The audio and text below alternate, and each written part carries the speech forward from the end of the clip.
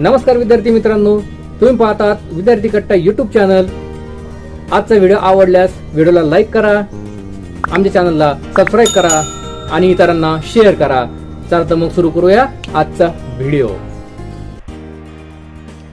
Shri Anand Vidyalaya, Chichondi Shiral, taluka Pathardi, district Ahmednagar, standard 6th, subject science, chapter 2 the living world, subject teacher Tarwade एव्ही।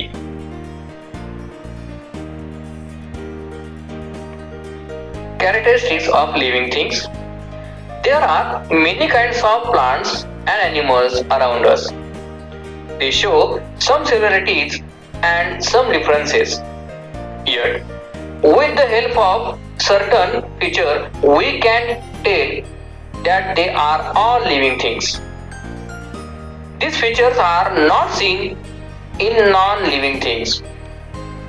Such features are said to be the characteristics of living things. Let us study these characteristics. सजीवांची लक्षणे. आपल्या सभोवताली अनेक प्रकारचे प्राणी आणि वनस्पती आढळतात. त्यामध्ये काही बाबतीत साम्य तर काही बाबतीत भेद दिसून येतात. तरीही ते सजीव आहेत हे आपण काही ठराविक वैशिष्ट्यांच्या आधारे ओळखतो.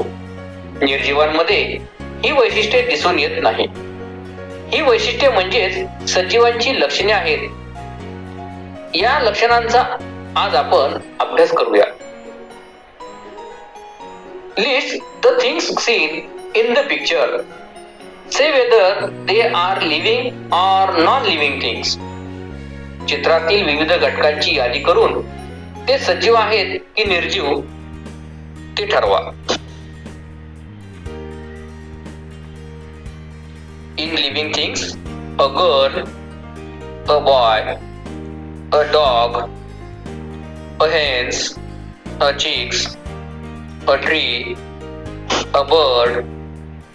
Non-living things, a ball, a bucket, a box, a house, a lamp, a fan.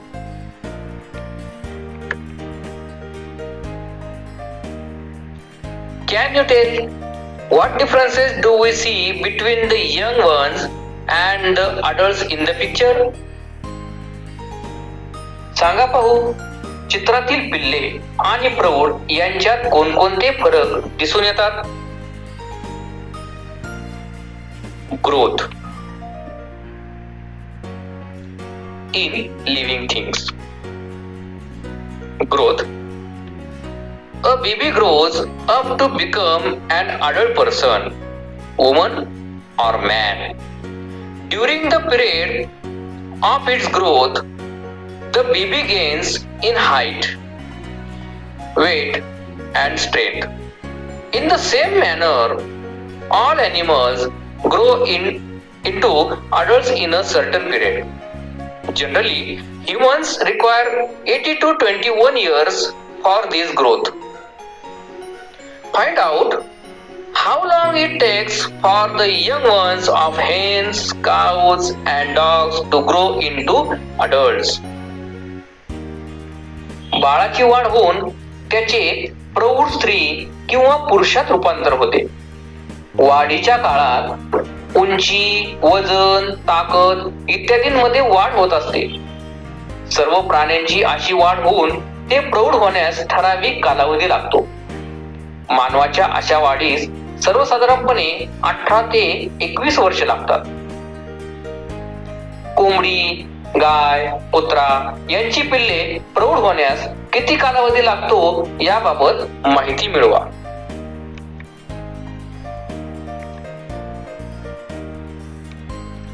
Through all living things grow, animals grow only for a certain period.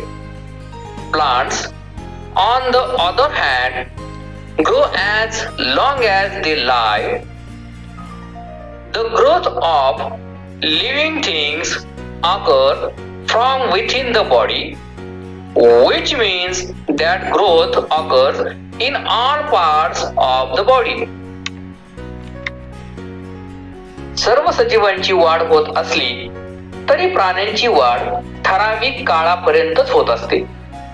वनस्पतींची वाढ मात्र त्या जिवंत असेपर्यंत होत राहते.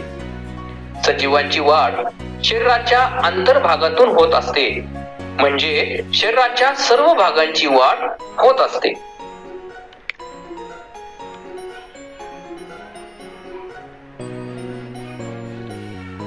Food is necessary for growth. Plants make their own food in sunlight.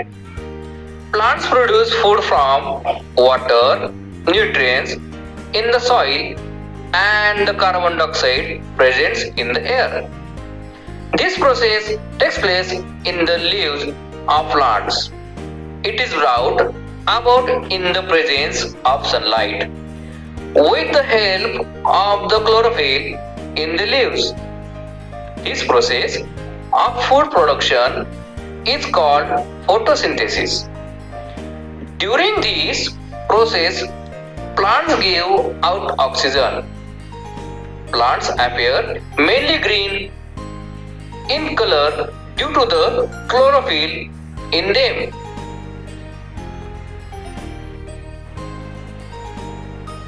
Intake of food by animals.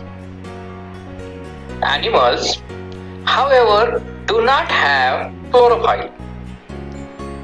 They do not produce their own food. They search for food. Animals such as goats, sheep, horses eat grass, while wild animals such as tigers and lions meet their need for food by hunting other animals. The intake of food and the resultant growth is an important characteristic of living things. प्राण्यांमध्ये मात्र हरितद्रव्य नसते. प्राणी स्वतःचे अन्न तयार करत नाहीत. ते त्यांच्या अन्नाचा शोध घेतात. शेळी, मेंढी, घोडा यासारखे प्राणी गवत खातात, तर वाघ, सिंहासारखे जंगली प्राणी वनस्पतींवर जगणाऱ्या प्राण्यांची शिकार करून अन्नाची गरज भागवतात. म्हणजेच अन्नग्रहण आणि त्यामुळे होणारी वाढ हे सजीवांचे लक्षण आहे.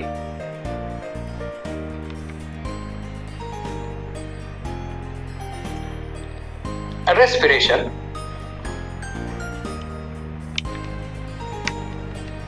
Observe and discuss. Students, hold your hand in front of your nose or keep your hand on your chest. What do you feel? If we observe a sleeping dog, what movement of its belly do we see? Living things need oxygen in order to live. Inhaling oxygen and exhaling the carbon dioxide found in the body due to the use of oxygen is called respiration. Animals such as fish, snake, mouse, etc. have specific organ for respiration. On the other hand, plants respire by means of microscopic pores on their stem and leaves. It means respiration is a characteristic of living things. विद्यार्थी मित्रांनो, स्वतःच्या नाकासमोर हात धरा किंवा छातीवर हात ठेवा. काय जाणवते? झोपलेल्या कुत्र्यामध्ये पोटाची कोणती हालचाल दिसून येते? सजीवांना जगण्यासाठी ऑक्सिजनची आवश्यकता असते. ऑक्सिजन शरीरात घेणे व त्याच्या वापरातून शरीरात तयार होणारा कार्बन डायऑक्साईड वायू शरीराबाहेर सोडणे याला श्वसन म्हणतात. मासा, साप, उंदीर, अळी, झुरळ अशा प्राण्यांमध्ये श्वसनासाठी ठराविक इंद्रिय असतात. तर वनस्पती त्यांच्या खोड व पानांवरील सूक्ष्म छिद्रांवाटे श्वसन करतात. म्हणजेच श्वसन हे सजीवांचे लक्षण आहे.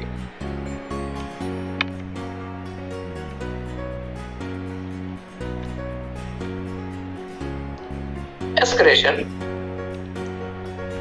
Waste substances are formed during the many process that takes place in the bodies of animals. These are called excreta, and the process of eliminating them from the body is called excretion. Animals have specific organs for excretion. Plants to excrete. For example, some plants shed leaves in a specific season.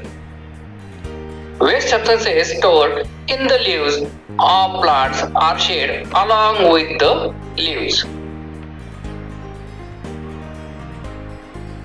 उत्सर्जन. प्राण्यांच्या शरीरात होणाऱ्या अनेक क्रियांमधून निरुपयोगी टाकाऊ पदार्थ तयार होतात. त्यांना उत्सर्ग असे म्हणतात.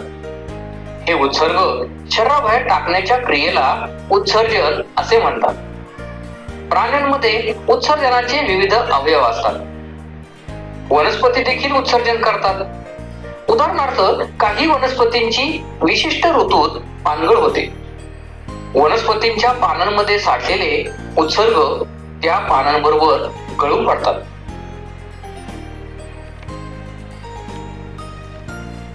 Responsiveness to stimuli and movement. Living things act in various ways when responding to a stimulus. If you suddenly enter a cow shed, the cows and buffaloes stand up, begin to move. One or two may even start moving. These are all movements. A creeper planted in the courtyard leans towards a support.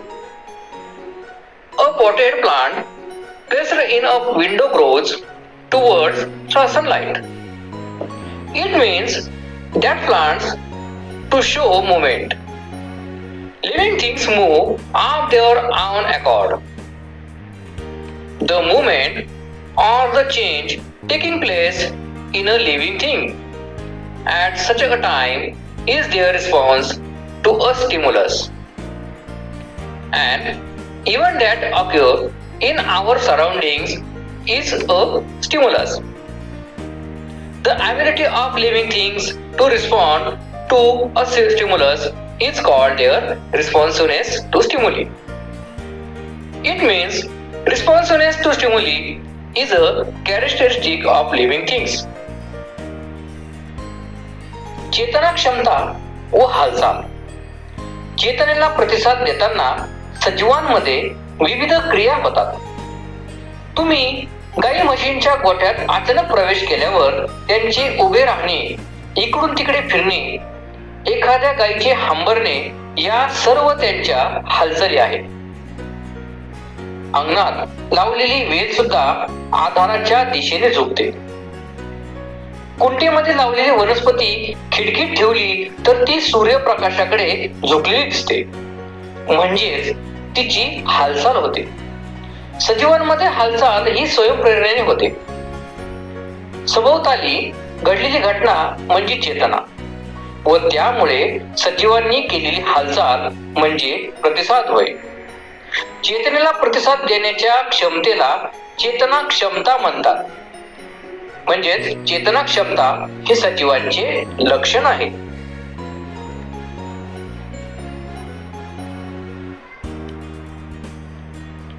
Reproduction. Living things produce other living things like themselves. Some animals give birth to their young ones. Some lay eggs. Their young ones hatch out of the eggs. New plants are produced from the seeds, stems, or leaves of plants. The process by which a living thing generates a new living things like itself is called reproduction or procreation. It means reproduction is a characteristic of living thing. प्रजनन किंवा पुनरुत्पादन. सजीव स्वतःसारखा दुसरा जीव निर्माण करतात आणि सजीव पिल्लांना जन्म देतात. तर काही अंडी घालतात, त्यातून पिल्लांचा जन्म होतो. वनस्पतींच्या बिया, खोडे, पाने यापासून वनस्पतींची नवी रोपे तयार होतात. सजीवांच्या स्वतःसारखा दुसरा जीव निर्माण करण्याच्या क्रियेला प्रजनन किंवा पुनरुत्पादन असे म्हणतात. म्हणजेच प्रजनन हे सजीवांचे लक्षण आहे.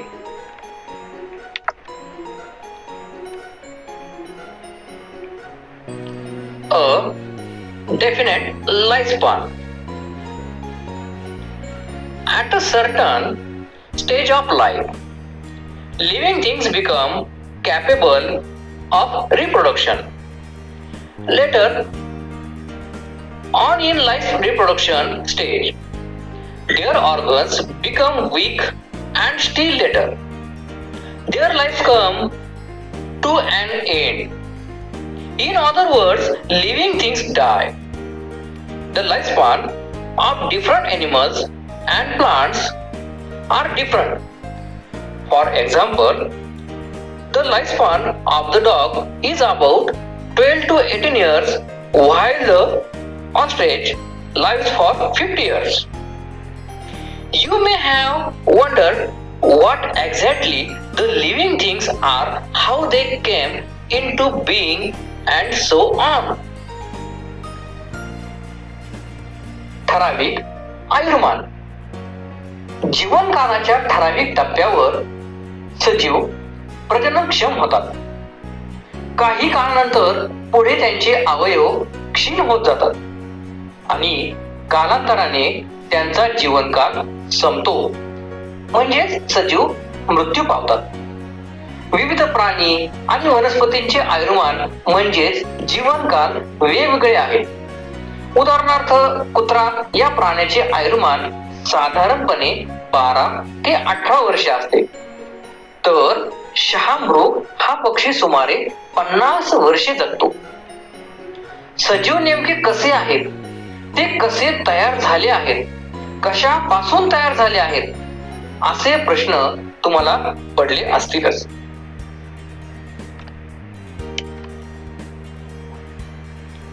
A cellular structure.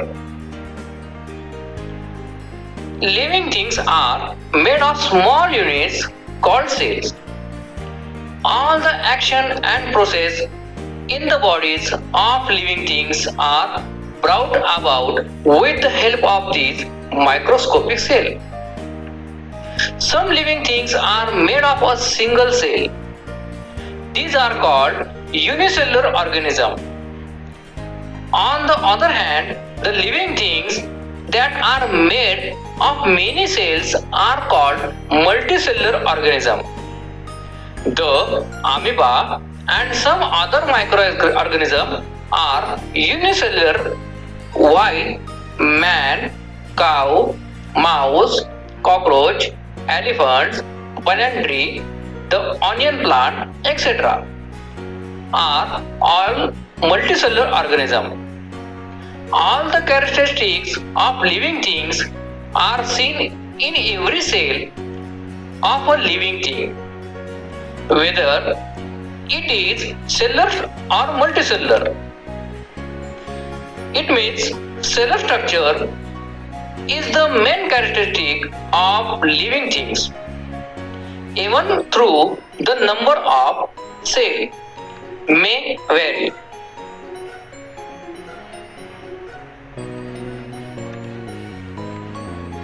सजीव ज्या लहान लहान घटकांनी बनलेले असतात त्यांना पेशी म्हणतात.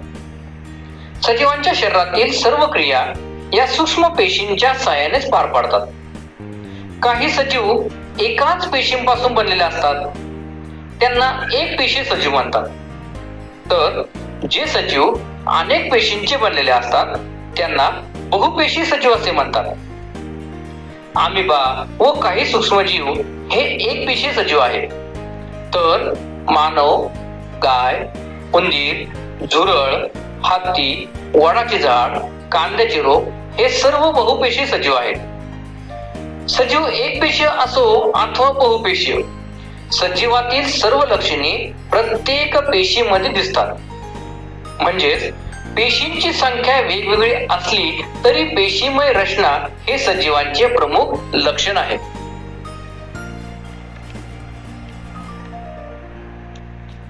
Useful living things. Plants are used for household as well as industrial purposes. For example, fenugreek, methi, potato, okra means bhendi, apple, banana are used as food while wasaka means adulsa, hirda, beda, asparagus are used as medicine. Animals are also useful to us. Dogs, cats, cows, buffaloes are kept for domestic uses. Fish, sheep, fowl are used as food. Wild animals like horses, oxen, camel prove useful in various occupations. The earthworm is very useful in agriculture. उपयुक्त सजीव घरगुती तसेच औद्योगिक उपयोगासाठी वनस्पती वापरण्यात येतात. जसे मेथी, बटाटा, भेंडी, सफरचंद, केळी यांचा वापर अन्नासाठी, तर अडुळसा, हिरडा, बेहडा, शतावरी यांचा वापर औषधासाठी केला जातो. प्राणीही आपल्याला असेच उपयोगी पडतात. कुत्रा, मांजर, गाय, म्हैस असे प्राणी घरगुती उपयोगासाठी पाळले जातात. तर मासे, मेंढी, कोंबड्यांचा उपयोग अन्नासाठी केला जातो. तर घोडा, बैल, उंट यासारखे प्राणी विविध व्यवसायांसाठी उपयुक्त पडतात. गांडूळ हा प्राणी शेतीसाठी अत्यंत उपयोगी आहे.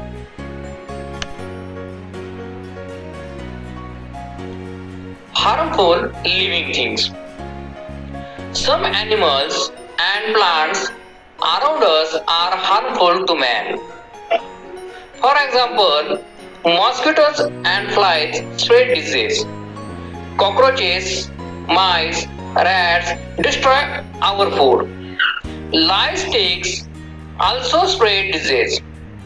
The bites of some poisonous lizards, spiders, snakes, and scorpions can even cause death. If wild elephants enter human settlements, they cause a lot of destruction. Some plants too can be harmful, as for example the dodder, parthenium, and other weeds. Pods of the nettle, colocasia leaves cause itching. Plants like oleander, lantana have strong odor. The Dothora plant is poisonous. Uncontrolled growth of fungi and algae in water pollutes drinking water and may cause the spread of disease. अपायकारक सजीव. आपल्या सभोवताली असणाऱ्या काही वनस्पती व प्राणी मानवाला अपायकारक असतात. उदाहरणार्थ डास, माशी यांच्यामुळे रोगांचा प्रसार होतो. झुरळे, उंदीर, घुशी हे अन्नाची नासडी करतात. उवा, गोचीड यामुळे अनेक रोग पसरतात. तर काही प्रकारच्या विषारी पाली, कोळी, साप, विंचू चावल्यास मृत्यूही उद्भवू शकतो. जंगलातील हत्ती मानवी वस्तीत शिरल्यास मोठ्या प्रमाणात नासधूस करतात. प्राण्यांमध्ये काही वनस्पती अपायकारक ठरतात. उदाहरणार्थ गाजर गवत, तण, अमरवेल इत्यादी. खास कोयरीच्या शेंगा, आळूची पाने यांना हात लावला तर आपल्या हाताला खाज सुटते. कणेर, घाणेरी या वनस्पतींचा वास उग्र असतो. धोत्रा ही वनस्पती विषारी आहे. कवक, शेवाळ यांची पाण्यात बेसुमार वाढ झाली की पिण्याचे पाणी दूषित होते व त्यामुळे आजार पसरतात.